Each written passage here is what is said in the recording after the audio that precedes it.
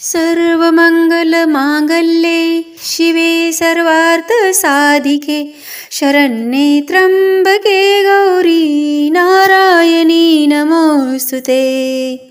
ओम नमः शिवाय। हर हर महादेव। मैत्रिणींनो, श्रावण महिना नुकताच संपला आहे आणि भाद्रपद महिना सुरू झाला आहे। तर हरतालिका व्रत हे भाद्रपद महिन्यात येत असतं आणि प्रत्येक सुहासिन स्त्रिया हे व्रत आवर्जून करत असतात आणि ते केलंच पाहिजे। मैत्रिणींनो, हरतालिका व्रत हे केवळ एक व्रत नाही, तर स्त्रीच्या श्रद्धेचा आणि समर्पणाचा सर्वोच्च प्रतीक आहे। या व्रतामागची कथा ऐकली की हृदय भावनांनी उथंबून जातं। आजच्या या व्हिडिओमध्ये आपण जाणून घेणार आहोत हरतालिका व्रताची संपूर्ण माहिती, पूजेसाठी लागणारे साहित्य, हे व्रत केल्याने होणारे अद्भुत लाभ आणि सगळ्यात महत्त्वाचं पार्वती मातेनं महादेवासाठी हे व्रत कसं केलं याची कथा। ही कथा तुम्हाला इतकी भावनिक करेल की तुम्ही हा व्हिडिओ शेवटपर्यंत पाहिल्याशिवाय राहणार नाही। तर चला या व्हिडिओला सुरुवात करूया। या पवित्र व्रताच्या महात्म्याने। मैत्रिणींनो, स्त्रियांच्या अनेक व्रतामध्ये हरतालिका हे श्रेष्ठ व्रत आहे। मुलींनी आणि सुहासिनींनी हे व्रत आचरावयाचे असते। शंकरपती मिळावा म्हणून पार्वतीने उग्र तप केले होते। तिचा पिता हिमालय याने तिला विष्णूस देण्याचे ठरवले होते, म्हणून पार्वती रागाने सखीसह अरण्यात निघून गेली। तेथे नदीकाठी वाळूचे शिवलिंग करून तिने त्याची पूजा केली। तो दिवस होता भाद्रपद शुद्ध तृतीया। त्या दिवशी पार्वतीने उपोषण केले व पूर्णपणे व्रतस्थ राहून भक्तिभावाने शिवाची उपासना केली। तिच्या उपासनेने शंकर तेथे प्रकट झाले आणि तुझी इच्छा पूर्ण होईल असा तिला वर दिला। या पौराणिक कथा प्रसंगावर हे हरतालिका व्रत आधारलेले आहे। मैत्रिणींनो, हे व्रत आचरण्यास काहीसे कठीण आहे। तर या दिवशी काय करावे आणि काय करू नये, चला तर बघूया। या दिवशी संपूर्ण दिवस उपोषण करावे, पाणी सुद्धा पिऊ नये, रात्री जागरण करावे। दुसऱ्या दिवशी उत्तर पूजा करून व्रताचे पारणे करावे। व्रताच्या आचरणात काही चूक होऊ देऊ नये असे व्रताच्या महात्म्यात सांगितलेले आहे। आता बघूया हरतालिका व्रताच्या पूजेसाठी आपल्याला कोणकोणते साहित्य लागणार आहे। तर आपल्याला हळद, कुंकू, गुलाल, रांगोळी, तांब्या, ताम्हण, पळी, भांडे, पाट, गंध, अक्षता, बुक्का, फुले, तुळशी, दुर्वा, उदबत्ती, कापूर, निरंजन, विड्याची पाने 12, कापसाची वस्त्रे, जानवे, सुपाऱ्या 12, फळे, 2 नारळ, गुळ खोबरे, बांगड्या, फणी, गळेसरी आणि पंचामृतासाठी दूध, दही, तूप, मध आणि साखर। सोबतच आपल्याला 5 खणी किंवा 1 खणी सामान लागणार आहे। त्यामध्ये खारीक, बदाम, खोबरं अशा प्रकारे हे 5 खणी सामान आपल्याला लागणार आहे। आणि त्यासोबतच वाळूचे 1 भांडे भरून आणि त्यासोबत 2 हरतालिकेच्या मूर्ती, सौभाग्यवायनाचे साहित्य, तांदूळ, 1 नारळ, 1 फळ, 1 सुपली, आरसा, फणी, हिरव्या बांगड्या, हळद कुंकूच्या 2 डब्या आणि सौभाग्यवायन देणे। अगर ₹1.25 ब्राह्मणास देऊन नमस्कार करावा। हे शक्य नसल्यास नुसता नमस्कार करून पूजा करावी। तर आता बघूया आपल्याला या पूजेसाठी कोणकोणत्या झाडाची पत्री लागणार आहेत आणि फुले लागणार आहेत।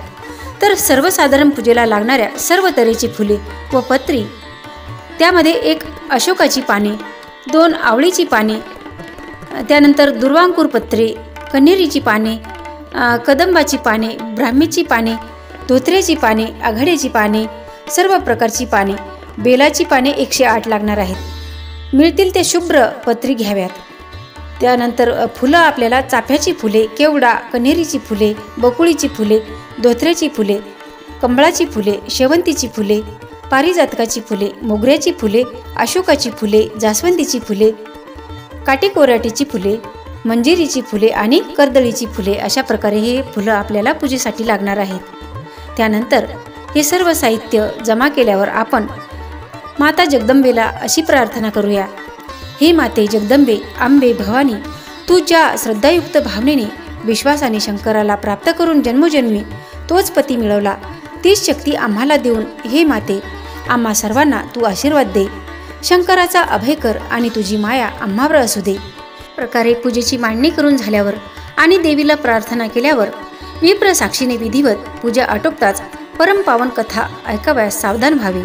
हरतालिका व्रतामध्ये कथेचं फार महत्त्व आहे। ही कथा श्रवण केल्याशिवाय किंवा पठण केल्याशिवाय व्रत पूर्ण होत नाही अशी मान्यता आहे. चला तर कथेला सुरुवात करूया. श्री गणेशाय नमः. हरतालिकेची व्रत कथा सांगण्यासाठी सूत आरंभी मंगल स्तवन करतात. शौनकादी ऋषींनी ही कथा लिहिली आहे. मंदार वृक्षाच्या फुलांच्या वेण्या जिने घातल्या आहेत व जिने दिव्य वस्त्र घातले आहे अशी भगवती आदिमाया पार्वती आणि स्वतः दिगंबर असणारा असा जो भगवान शंकर, ज्याचे शिरोभूषण नरक पालमालांनी युक्त आहे, त्या दोघांना नमस्कार करतो. याप्रमाणे शंकर पार्वतीस वंदन करून सूत म्हणतात, ऋषी हो, एका रम्य समयी कैलास पर्वताच्या शिखरावर उमा महेश्वर आनंदाने बसलेले असताना पार्वती प्रश्न करते, हे महेश्वरा, कृपा करून मला सर्व गुजातून गुज असे जे काही असेल ते सांगा, की जे समजले असताना सर्वांना सकल धर्माचे महत्फल थोड्याशा परिश्रमाने मिळेल. हे भगवान, आपण मजवर प्रसन्न आहातच, तर मुख्य गुज जे काय असेल ते सांगा. मी कोणते तप, दान, व्रत केले की ज्यामुळे आपण आदी, मध्य, अंत यांनी रहित व सर्व जगाचे स्वामी व प्रभू असूनही मला पती मिळाले. हे प्रिये, जे व्रत अत्यंत गुप्त असून केवळ माझे सर्वस्व आहे असे एक अत्यंत उत्तम व्रत मी तुला सांगतो. त्याचे श्रवण कर. जसा नक्षत्रांच्या समुदायातील चंद्रश्रेष्ठ, नवग्रहात सूर्यश्रेष्ठ, सर्व वर्णात ब्राह्मण व सर्व देवात विष्णुश्रेष्ठ, तसेच सर्व नद्यात गंगाश्रेष्ठ, सर्व पुराणात भारत श्रेष्ठ व सर्व वेदात सामदेव व सर्व इंद्रियात मन श्रेष्ठ, हे सर्व व्रतात उत्तम व्रत आहे. हे आगमात यथासांग जसे वर्णन केले आहे व जसे मी पूर्वी पाहिले आहे ते मी तुला सांगतो. हे सर्व पुराणांचे व वेदांचे रहस्य आहे. हे देवी, ते तू श्रवण कर. तू माझी अत्यंत आवडती असल्याने तुला ज्या व्रताने माझे अर्धासन मिळाले ते व्रत तुला मी सांगतो. भाद्रपद महिन्यातील शुद्ध तृतीया हस्त नक्षत्रयुक्त असली म्हणजे त्या दिवशी हे व्रत केले की पापापासून मनुष्य मुक्त होतो. पूर्वी तू जे मोठे व्रत केलेस व हिमालयावर जे घडले ते सर्व तुला मी आता सांगतो. पार्वती म्हणाली, हे महेश्वरा, सर्व व्रतामध्ये उत्तम असे जे व्रत मी कसे केले ते आता आपल्यापासून ऐकण्याची इच्छा व्यक्त करते. उमाशंकर म्हणतात, या पृथ्वीवर हिमवन नावाचा एक अतिसुंदर व श्रेष्ठ असा पर्वत आहे. त्या पर्वतावर अनेक प्रकारच्या वनस्पती व अनेक प्रकारची वृक्ष आहेत. तसेच तो अनेक प्रकारच्या भूमींनी युक्त आहे. तो पर्वत नाना प्रकारच्या पक्ष्यांनी युक्त असून अनेक प्रकारच्या मृगांनी चित्रविचित्र दिसत आहे. तेथे गंधर्वासह वर्तमान इंद्रादी देव व सिद्धचारण गुहा का हे गंधर्वाच्या गायनाच्या मधुर ध्वनींनी युक्त होत जाते.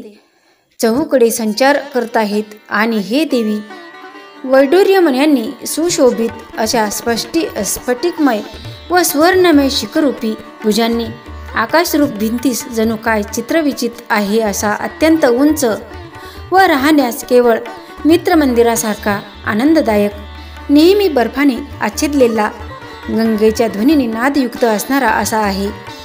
ही पार्वती, अशा पर्वतावर तू मोठे उत्कृष्ट तप तुझ्या लहानपणी केलेस. ते असे की 12 वर्षापर्यंत अधोमुख राहून धूम्रपान केले. त्यानंतर 64 वर्षापर्यंत तू झाडाची पिकलेली पाने खाऊन राहिलीस. माघ महिन्यात उद्गांत मग्न होऊन राहावे. वैशाखात पंचाग्नी साधन करावे. पावसाळ्यात अन्न उदक सोडून उघड्यावर बसावे. याप्रमाणे अनेक वर्ष गेली. तेव्हा तुझे वडील हिमाचल परम कष्टकारक असे ते तप पाहून अत्यंत चिंतामग्न झाले व त्यामुळे मोठे दुःखित झाले. आता आपली ही कन्या मी कोणाला देऊ अशी काळजी करू लागले. तेव्हा ब्रह्मदेवाचा पुत्र मोठा धर्मवेत्ता नारद मुनी आकाशमार्गाने तिथे आला. मुनिश्रेष्ठ नारद मुनी आपल्याच मुलीला पाहण्याच्या हेतूने आले हे पाहून हिमाचल त्याला आसन, अर्धपाद्य इत्यादी उपचार अर्पण करून सकारात्मक पूर्वक म्हणाले, हे स्वामी ऋषी श्रेष्ठा, आज आपण मनात कोणता हेतू धरून आलात ते मला सांगा. आज माझे मोठे भाग्य उदयाला आले असावे, म्हणूनच आपले येथे येणे झाले. हिमालयाचे भाषण ऐकून नारद मुनी म्हणाले, हे गिरिराजा, मी आज येथे का आलो ते आता ऐक. मला भगवान विष्णूनेच येथे पाठविले आहे, कारण की योग्य पुरुषाला योग्य वस्तू द्यावी हे अवश्य आहे. तेव्हा स्त्रियत रत्नभूत जी तुझी ही योग्य कन्या आहे ती तू योग्य पुरुषालाच द्यावी. ब्रह्म, शिव इत्यादी देवामध्ये वासुदेवासारखा कोणीच नाही, याकरिता तू ही कन्या त्याला द्यावी असे मला वाटते. नारदाचे बोलणे ऐकून हिमवान म्हणाला, सर्व देवात भगवान वासुदेव स्वतः माझी कन्या मागतो आणि आपणही तसे करावे म्हणता, तर मग मला तसे केलेच पाहिजे. याप्रमाणे हे हिमाचलाचे वचन ऐकून नारद ऋषी लगेच तेथून गुप्त झाले आणि नंतर पितांबर नेसलेले व शंख चक्रादी आयुधांनी विराजित असे भगवान विष्णूजवळ गेले आणि हात जोडून सांगू लागले. नारद मुनी म्हणाले, भगवान, मी तुमचे कार्य केले आहे, तुमचा विवाह निश्चित करून आलो आहे. याप्रमाणे विष्णूची संभाषण करून नारद तेथेच लगेच गुप्त झाले. नंतर हिमाचल अत्यंतिक आनंदाने आपल्या मुलीला म्हणाला, मुली, तुला गरुड ध्वज विष्णूला द्यावी असा मी निश्चय केला आहे. हिमाचलाचे बोलणे ऐकून ती आपल्या सखीच्या घरी गेली आणि अत्यंत दुःखित होत ती जमिनीवर अंग टाकून विलाप करू लागली. तेव्हा तिची सखी म्हणाली, हे देवी, तू अशी दुःखी कष्टी का झाली आहेस ते मला सांग. तुझ्या मनात जे इष्ट असेल ते मी तुला साधून देईन, यात शंका बाळगू नकोस. पार्वती म्हणाली, सखे, तू माझ्यावर फार लोभ करतेस, तेव्हा माझ्या मनात काय आहे हे मी तुला सांगते. महादेवालाच माझा पती करावा असा माझा निश्चय आहे. असे माझे मत अजूनही माझ्या पित्याने माझे दुसरेच ठरवले आहे, म्हणून मी आता देहाचा त्याग करते. पार्वतीचे वरील भाषण ऐकल्यावर तिची सखी म्हणाली, तुझ्या पित्याला जो प्रदेश माहीत नाही अशा प्रदेशात आपण जाऊया.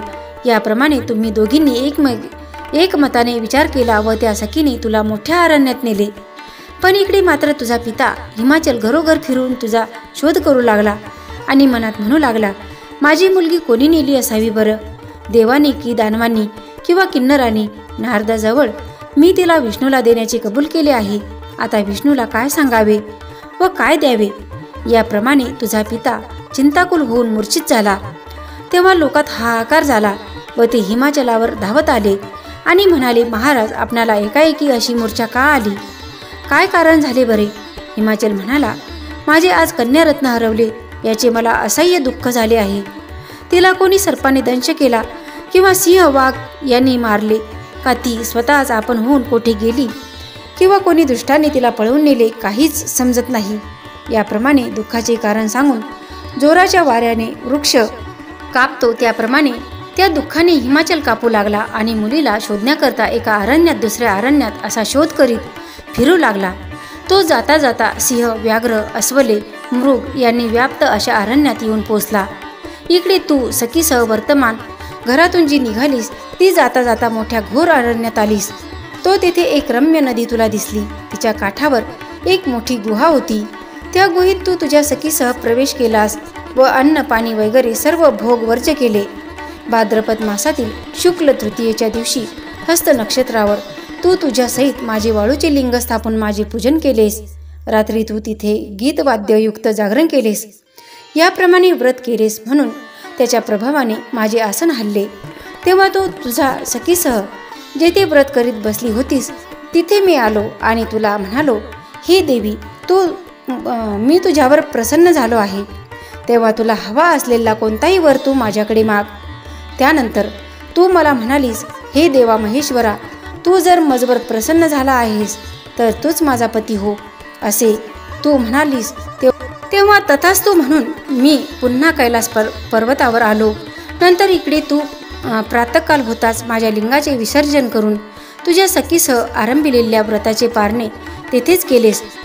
तुझा शोध करीत करीत त्या गहन अरण्यात हिमाचलही आला आणि सगळीकडे पाहू लागला. पण तू त्याला न दिसल्याने विव्हळ होऊन तेथेच भूमीवर पडला. काही काळ गेल्यावर तो पुन्हा तुमचा शोध करू लागला व पुढे निघाला. तेव्हा त्याला नदीच्या काठी 2 मुली निजलेल्या दिसल्या.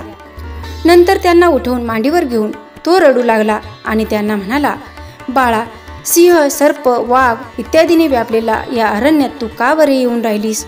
तेव्हा पित्याचा प्रश्न ऐकल्यावर पार्वती म्हणाली, ऐका बाबा, तुम्ही माझा विवाह शंकराशी कराल असे वाटले होते, पण आपण पूर्वी केलेला बेत फिरवला आणि म्हणूनच मी या वनात आले.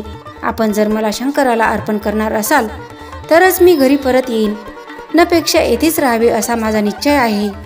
त्यावर तुझ्या म्हणण्याप्रमाणे सर्व करतो असे सांगून तुझ्या पित्याने तुला घरी नेले, या सर्व यथाविधी विवाह करून तुझ्या पित्याने तुला मला अर्पण केले. तात्पर्य हेच की तू जे व्रत आचरलेस त्याच्या प्रभावाने तुला सौभाग्य मिळाले. हे देवी, हे उत्तम व्रत अद्याप कोणालाही सांगितले नाही. आता तुला या व्रताचे नाव कसे पडले ते सांगतो. आली म्हणजे सख्या, त्याने तुझे हरण केले म्हणजे तुला दूर नेले, म्हणून या व्रताला हरतालिका असे नाव पडले. याप्रमाणे महादेवाचे भाषण ऐकून पार्वती म्हणाली, आपण या व्रताचे नाव सांगितले, पण याचा विधी कृपा करून मला सांगा, आणि या व्रतापासून कोणते पुण्य व काय फळ मिळते, आणि हे व्रत कोणी करावे ते मला सांगा. पार्वतीचा प्रश्न ऐकून महादेव म्हणाले, हे देवी, मी या व्रताचा विधी सांगतो, ऐक. हे व्रत स्त्रियांच्या सौभाग्यास कारण आहे, म्हणून ज्या स्त्रियांना सौभाग्य हवे आहे त्यांनी हे करावे. केळीच्या खांबांनी तोरण लावून मखर करावा, मग छत लावावे व त्यावर निरनिराळ्या रंगाचे उत्तम पट्टवस्त्रांनी शोभित करावे व मग ते मखर चंदनाने सुगंधित करावे. नंतर त्या पूजेच्या ठिकाणी मंगल गीत गावे व शंख, चौघडा, नगारा, मृदुंग इत्यादी वाद्यांचा गजर करावा. नंतर माझी वाळुकीची मूर्ती करून नवीन अशा गंध, धूप, फल, पुष्प इत्यादी उपचारांनी माझे पूजन करावे. नाना प्रकारे नैवेद्य अर्पण करावे. रात्री जागरण करावे. नारळ, सुपाऱ्या, अनेक प्रकारची लिंबे, पेरू, महाळुंगे, नारिंगे इत्यादी अनेक जी त्या ऋतूत उत्पन्न झाली असतील ती उत्तम फळे व नाना प्रकारची कंदमुळे मला अर्पण करावी. चंदन, पुष्पे, धूप, दीप इत्यादी उपचार सांगितलेल्या मंत्राने अर्पण करावे. मंत्रार्थ ज्याचे स्वरूप शांत, ज्याला 5 मुखे आहेत, ज्याने हातात शूल धारण केला आहे, अशा शिवाला नमस्कार असो. नंदी, भृंगी, महाकाल इत्यादी सेवकगण ज्याच्या जवळ आहेत, अशा भगवान शंभूला नमस्कार असो. जी मंगलरूपी शंकराची प्रिया, प्रकृती रूप व सृष्टीकारण, कल्याणरूप, सर्व मंगलरूप, शिवरूप, सर्व जगाला व्यापून राहणारी शिवपत्नी, नित्य कल्याण देणारी शिवरूपी देवी, तुला नमस्कार असो. हा संसार हेच जिचे रूप आहे, अशी जी तू शिवा, त्या तुला सतत नमस्कार असो. ब्रह्मरूप जी तू, त्या तुला नमस्कार असो. जगाचे पालन करणारी जी तू, त्या तुला पुन्हा पुन्हा नमस्कार असो. हे सिंहवाहिनी देवी, संसाराच्या भयाने जो संताप होतो त्यापासून माझे रक्षण कर. महेश्वरी देवी, ज्या इच्छेने मी तुझे पूजन केले आहे ती माझी इच्छा पूर्ण कर. हे आई पार्वती, राज्य, सौभाग्य, संपत्ती ही मला दे. हे पार्वती, या मंत्राने माझ्या सहवर्तमान तुझी पूजा करावी. नंतर यथाविधी कथा श्रवण करावी. अन्नदान पुष्कळ करावे. ब्राह्मणाला वस्त्रे, गायी इत्यादी यथाशक्ती द्यावी. इतर ब्राह्मणांना भूयसी दक्षिणा द्यावी. स्त्रियांना अलंकार द्यावे. भरत्यासह वर्तमान भक्तियुक्त अंतकरणाने माझी कथा श्रवण करावी. याप्रमाणे हे उत्तम व्रत यथाविधी केले असता सर्व पापापासून मुक्त होऊन सप्तजन्मापर्यंत राज्य मिळून सौभाग्याची वृद्धी होते. भाद्रपद शुद्ध तृतीयेला जर कोणी स्त्री आहार करील तर 7 जन्मापर्यंत वंद्या होईल व तिला प्रत्येक जन्मी वैधव्य प्राप्त होईल. दारिद्र्य येईल, पुत्रशोक होईल, स्वभावाने अत्यंत कर्कश होऊन अंती दुःखी होईल. जी उपवास करणार नाही ती भयंकर नरकात पडेल. दुसरे दिवशी पारण्याची वेळी सोन्याचे, रुपयाचे, तांब्याचे, वेळूचे अथवा मातीचे असे जिला अनुकूल असेल तसे पात्र घेऊन त्यात डाळ, तांदूळ वगैरे भोजनाचे पदार्थ घालून वस्त्र, फळे, दक्षिणा यासह वायन उत्तम ब्राह्मणास दान करावे आणि नंतर पारणे करावे. पार्वती, याप्रमाणे जी स्त्री हे व्रत करील ती तुझ्यासारखी आपल्या भरत्यासह रम्मान होईल व इहलोकी अनेक उत्तम भोग भोगून अंती शंकराचे सायुज्य तिला प्राप्त होते. हजारो अश्वमेघ व शेकडो वाजपेयी यज्ञ केल्याने जे फल प्राप्त व्हायचे ते या कथा श्रवणाच्या योगाने मनुष्याला प्राप्त होते. महादेव म्हणतात, हे देवी, याप्रमाणे तुला हे उत्तम व्रत निवेदन केले. केवळ या व्रताच्या आचरणाने कोट्यावधी यज्ञ केल्याचे फळ प्राप्त होते. इति श्री भविष्योत्तर पुराणे हरगौरी संवादे हरतालिका व्रत कथा समाप्त झाली आहे. कथा श्रवण किंवा पठण करून झाल्यावर नंतर आरती घ्यावी. आशा करते हा व्हिडिओ तुम्हाला नक्की आवडेल. व्हिडिओ जर आवडला तर कमेंट करा. चॅनलवर कोणी नवीन असाल तर चॅनलला सबस्क्राईब करा, व्हिडिओ शेअर करा आणि व्हिडिओला लाईक करायला विसरू नका. आणि ह्या चॅनलवर हरतालिकेची आरती व्हिडिओ अपलोड केला आहे, तो व्हिडिओ नक्की बघा. भेटूया पुढील व्हिडिओमध्ये. तोपर्यंत पार्वती पतये हर हर महादेव.